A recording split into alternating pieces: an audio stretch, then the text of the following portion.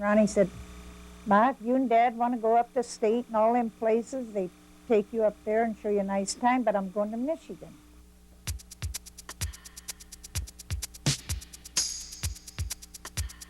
Those were the days. A fond look back into yesterday and the careers of the state of Michigan's most outstanding amateur and professional athletes. The hard hitters, big scorers, and clutch performers who've helped make Michigan the greatest sports state in the nation. Your host, Bob Hynes.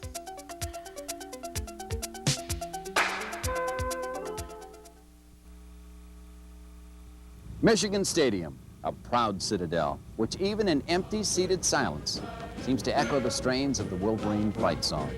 Hail to the victors valiant, the champions of the West. Over the years, hundreds of great athletes have come, seen, and conquered on this field. And of all who have carried the maize and blue standard into battle, few have contributed more than number 87, our honored guest on this edition of Those Were the Days, Ron Kramer. Now, Ron, you came to Michigan from East Detroit High, where you gained all-state honors in 3 sports. As a heavily recruited young athlete, what was it like when you first arrived on campus in the fall of 1953? Did you have any doubts about your own ability as an athlete? Well, Bob, number one, there wasn't an awful lot of pressure in the early 50s with athletics, especially here at Michigan, because Benny Oosterman was one of the loose-type guys and a great traditionalist, and he was more interested in your academics than he was in your athletics on the field. Well, that's the purpose of the school. If you come just to play, a player, just to play, you don't gain what is there for you.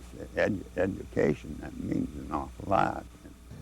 He recruited everybody like that, and that's how he got fellas like me to perform to their greatest ability. Some are yellers, and some are screamers, some coaches are people who want to beat you down, but Benny Oosterman was just loose, and he was very bright. He knew everything that was going on. We were always well prepared, both on and off the field.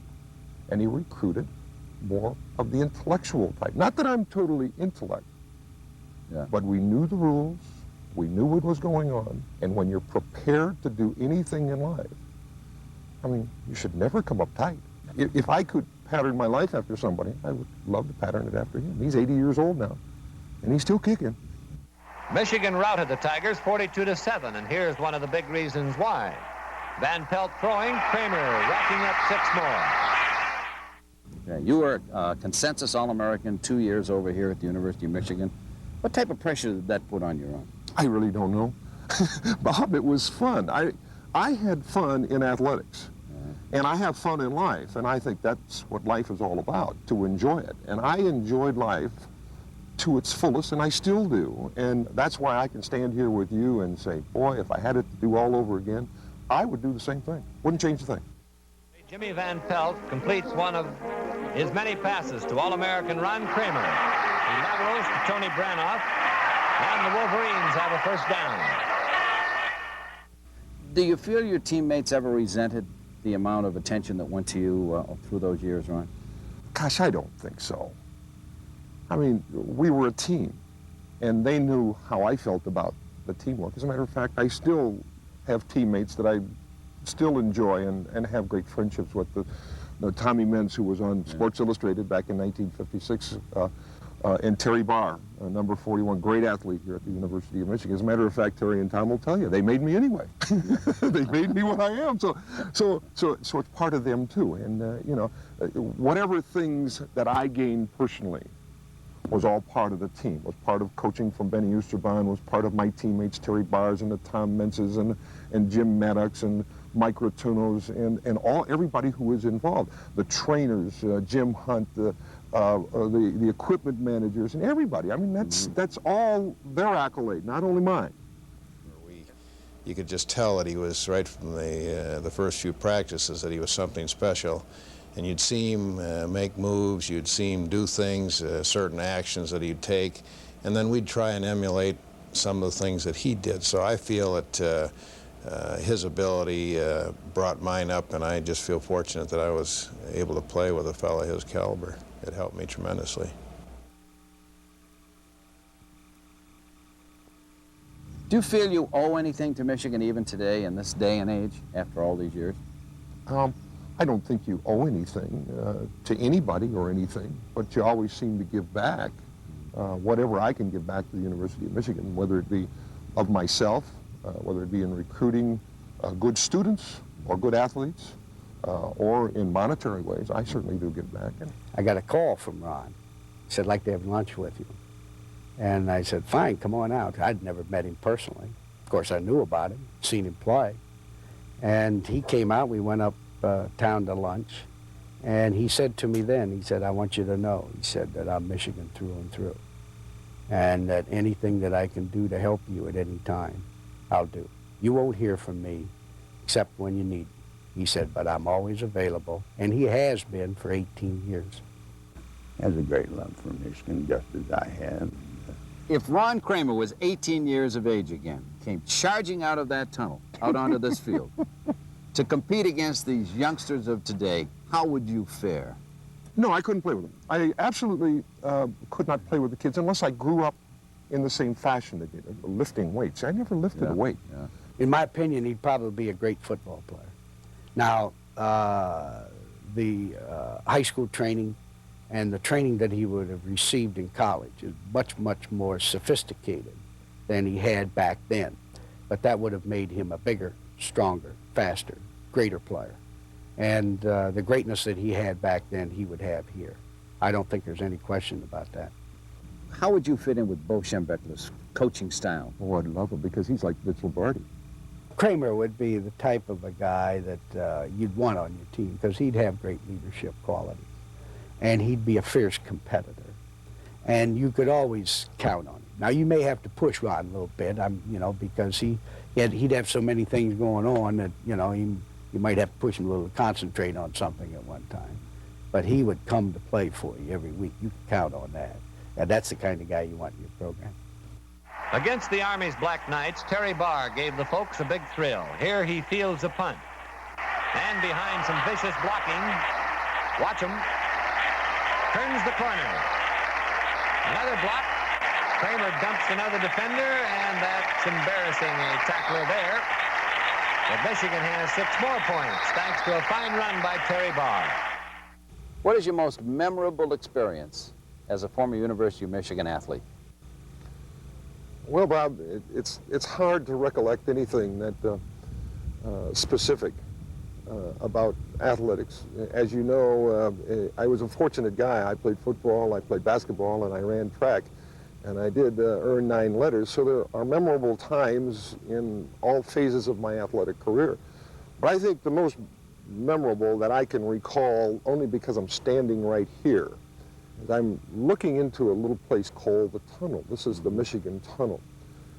And when I was a sophomore in 1954, the first time I ever came out of that tunnel with 100,000 people there was an experience that rivals a heart attack. Yeah. I mean, my heart was beating so fast, I said, my God, I ain't going to make it out there on that field.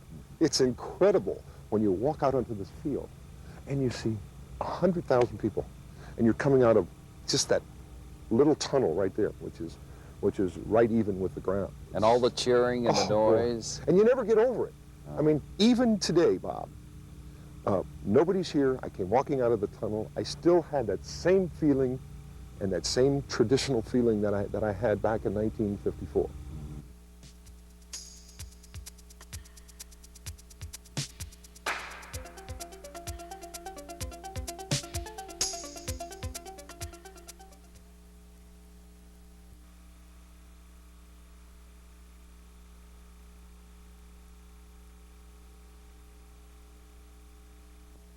In addition to his accomplishments on the gridiron, Ron Kramer was a standout center and forward for the Michigan basketball team. Let's talk about that a little bit, Ronnie. Okay, what was it like for 6'3" center? How did you hold your own against the taller players, lead the team to scoring twice, and set a team record for total points during your career? Bob, you know there are equalizers in life. One was I played football, and just about one day after football season was over, I'd come on the basketball court. Of course, in great shape. Yeah, absolutely fantastic shape. But you see, you had to convert to basketball. And of course, I didn't convert right away. So the football tactics were inevitable in basketball. So not many people came in the middle. I was 230 pounds, 6'3". That was one of the equalizers. The other one was I could high jump 6'7". And, you know, I was gifted athletically. So I could jump and equalize myself with the guys like Don Schlunt and always about 6'11", from Indiana, an All-American. Simonovich, another 6'11". Logan from Iowa, he was about 6'10", 6'9", 6'10". And then, of course, there was the fun times down at Purdue. When Lamar Lundy and I used to play against each other, Lamar Lundy, of course, was a great defensive end for the Los Angeles Rams and an offensive end for Purdue. Well, when we played against each other, I mean, nobody came in the middle. Give them room. Just nobody. and luckily enough for me, you know, I had enough stamina and enough speed that when we came off the boards, you know, with a rebound, I could run the floor back and forth, and the fast break was one of our weapons. Now, one guy I enjoyed playing against, though, and a lot of people here in Michigan will remember, is Jumping Johnny Green, who played on that Michigan State Championship team back in 1957, and they went to the semis. We beat them twice. How tall was he? Well, he wasn't very big. He was only about 6'5" or 6'6", but boy, was he a leaper. And he hit his head on the backboard half the time. But of course, as you see nowadays, you really don't have to be a great leaper if you do get position. I mean, look at the greatest basketball player of all time, in my estimation, is Larry Bird. Absolutely. And he don't jump high. He shoots your eyes out. Yeah. And he runs. Great position. And his position is great. Now, realizing it's been a couple of years, I'll bet you the Ron Kramer fans would like to see if he has the old form, the old style, and the clutch shooting. So I'll set the stage. Ron Kramer shoots. Are you ready? 10 seconds left. Yost Fieldhouse. The ball goes to Kramer. Gets it. He shoots. No, he fakes. I got to fake for it. He shoots. Hey, and it goes in. The score was tied. He wins the game in the last 2 seconds. All right, way to go, my man. You got it.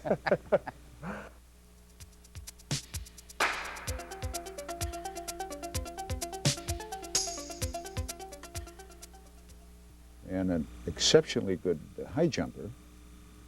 May have held the world record for somebody that weighed as much as he did. Amazing to see him high jump, you know, 6 feet 6 inches. And in those days, that was a lot. Third year was shaky because he'd played, you know, 3 years of football and 3 years of basketball and 2 years of track. And he came in to see me his senior year, and he said, "Don, would you mind if I didn't compete in track this spring?" He said, "I'm just tired."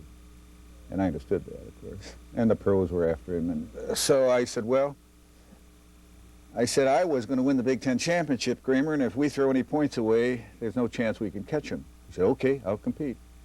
And the story is an interesting one. We went to Minneapolis, and he finished third in high jump.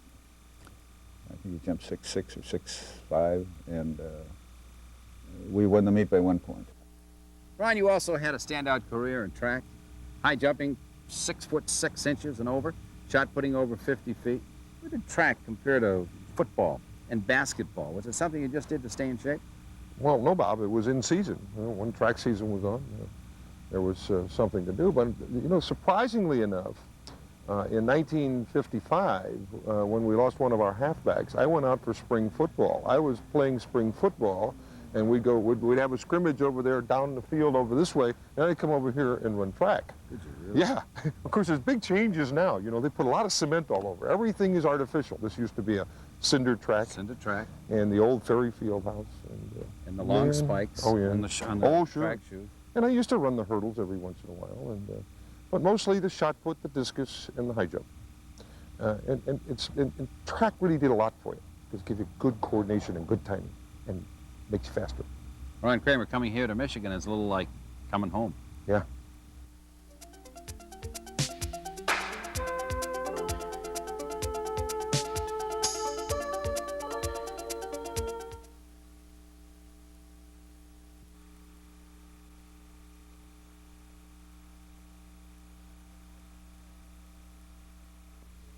As most of you know, Ron Kramer's athletic career didn't end in Ann Arbor. In 1957, after graduation and the college all-star game in Chicago, the Green Bay Packers' #1 draft choice joined a fellow rookie from Notre Dame, Paul Hornung, and together they headed for the wilds of Green Bay, Wisconsin. We drove up to training camp, and I had a 49 Ford with 4-inch lowering blocks on the back. It burned up more oil than it did gas, and Ron and I drove to training camp in that little Ford convertible. Let's go see what Ron has to tell us about his days with the Packers and Coach Vince Lombardi. Ronnie, what was it like for you that first rookie season, 1957? Bob, you know, I was playing at the University of Michigan, and we had 100,000 seats in the stadium at the University of Michigan. I came up to a little town called Green Bay, and they had a total population of about 45 to 50,000. I said, oh my God, where are we? And when I first saw the stadium in Green Bay, there was a brand new stadium that they had just built. And they took us to the old stadium. It used to be an old rickety stadium with about 25 or 30,000 seats in it. You had to dress in the hotel, and halftime was in a bus underneath the stadium. I said, what am I doing here? In 1957, my rookie year, first game of the season, we won. And we beat the Chicago Bears. Man, they thought we were on our way. The Hornings and the Kramers and the McGees and the Stars. Don't worry about a thing. I think we won one more game that whole year. It went from a country club to boot camp. Boy, I want to tell you something. These guys who were up there telling all the coaches what to do found out that there was a new man in town, and he was as tough as they could be. But he demanded excellence out of everybody, including himself. I can remember Marie Lombardi one time. His wife was at training camp, and we were having dinner, and she ordered a special dish of ice cream. And all of a sudden, Vince saw her order that ice cream, and he ordered her out of the cafeteria that we were eating. And she says, what are you doing? He says, if the boys can't have it, you can't have it. Go outside and eat it. He and I had a great conversation. He said, in 1960, he said, do you want to play or do you want to be traded? I said, well, I really feel, you know, comfortable around you because I like the kind of football that you teach. You're probably the smartest man in football that I've ever known. The home forces get on the board with a second quarter field goal, but Green Bay goes right back to work with Bart Starr passing to Ron Kramer. Bart Starr strikes back for the Packers. Starr's long pass is aimed for Ron Kramer, and the big end has Harlan Hill beaten. Kramer canters home on a 53-yard play, and Paul Hornung's conversion ties it up at 7-7. Starr fakes to Taylor and Hornung, then tosses a little pass to Ron Kramer. Ron wraps it up for the touchdown, and with 3rd and 10, Starr takes to the airways. Ron Kramer has his man beaten and makes a fine catch for the touchdown. The famous Green Bay power sweep. What were your responsibilities on that? Well, the sweep was a very simple play. And the reason why it was simple is Vince Lombardi gave everybody a thing to do, a man to block, a thing to think about. And all he called it was 49. Well, that's all you heard in the huddle. And when Bart Starr would come in, he'd say 49 on 2. All the blockers up front would have to adjust to every defense. And also, the halfback, which was Paul Hornung, had an option, which was an option pass or run. Now, he would call that a 49 option, but he would call it 49, which is the Green Bay sweep. I mean, it was something you did every day. We ran the sweep at least 10 to 15 times a day after practice was over. What I always did was I would block the linebacker in front of me. In fact, he was always trying to block me. I mean, you know, and he was successful on a couple occasions. If we had a blackboard right here in front of us, You could draw it. I could draw it. I could tell you everybody's block and the reason why against every defense. And that's what Vince Lombardi did to the Green Bay Packers. He didn't have to call all the blocking. The quarterback just come up and he'd say 49 on 2. Simple. Everybody has to know what they did. I decided I was going to play out my option and come here to Detroit. I did. Unfortunately, I missed the 1966 World Championship team in Green Bay, the 1967 Super Bowl, and 1966 and 67 Super Bowl, and the 1965 World Championship. But the greatest compliment I ever had paid to me was after one of the games we played against Green Bay in 1965 here in Detroit, when Vince Lombardi and I saw each other at the end of the game. And I went up and I said, "Coach, you are the greatest." He said, "And I'll never replace you." I said, "Wow, that's really neat."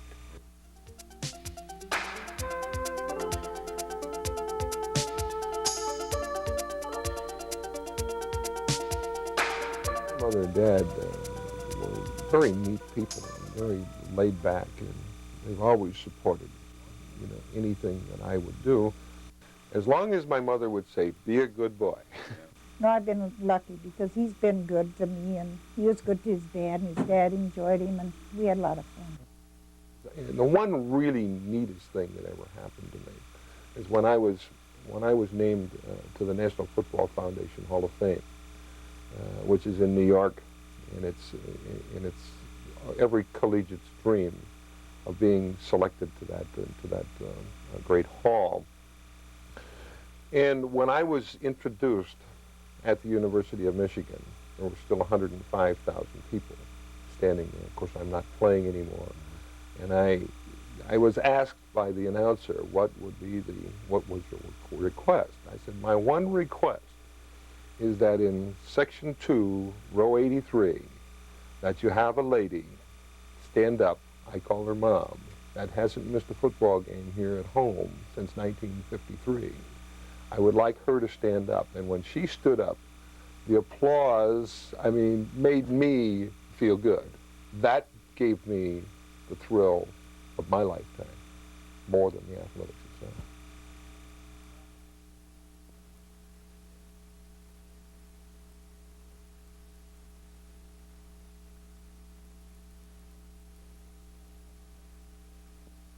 Reflecting on Ron Kramer's career, words of Benny Oosterbaum speak the most clearly.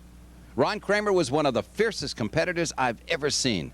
Nothing was impossible for him. The impossible was only a challenge.